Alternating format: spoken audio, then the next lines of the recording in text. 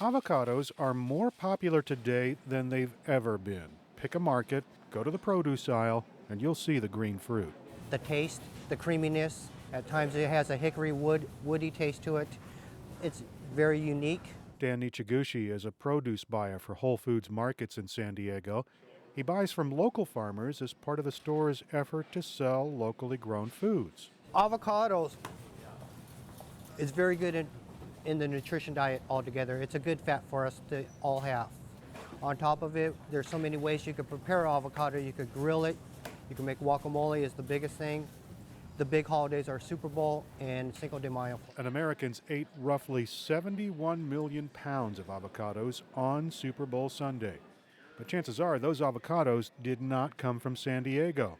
That's because imports are vying for San Diego's business. Competition from Mexican and Chilean growers squeezed the local market. They used to be able to sell for 8 months a year, and now it's 4, April through July. Most people only see this avocado inside of a bin in a grocery store, but it starts its life here in an avocado grove. All the fruit's up above. Burnett Wolford's family has grown avocados in northern San Diego County for decades. This is what they call it's a picking pole, and it's a long pole with a bag on the end, and right above the bag they have a clipper. So when you pull on the rope along the side of the pole, it clips the fruit, and the fruit drops into the bag. Wolford and other growers typically hire contractors to harvest, and that's getting tougher to do. It is mostly migrant people from Mexico that come up and do a lot of our labor. Nobody else wants to climb a 40-foot tree up on with a ladder and a 80-pound picking bag with a pole and be up on the top of a tree picking avocados. There's nobody else that we can find to do the labor. Wolford says the contractors are choosy. If a grove isn't large and full of fruit, they may decide to pick elsewhere.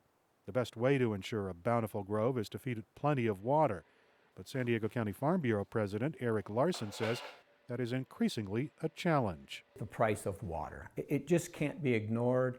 It's what's making some growers exit the business. And so as the price of water has gone up, it's really, really squeezing the margin. So all of a sudden, some of these growers are realizing, I'm working for nothing. Avocado groves used to be all over San Diego County. Larson says acreage peaked at about 40,000 acres in the 1990s.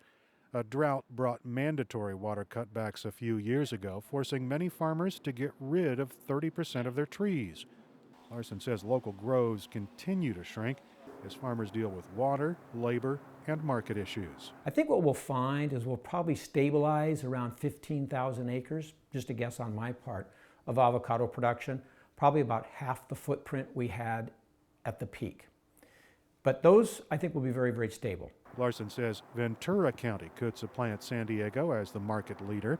That would end this region's decades-long run as the nation and state's top avocado producer.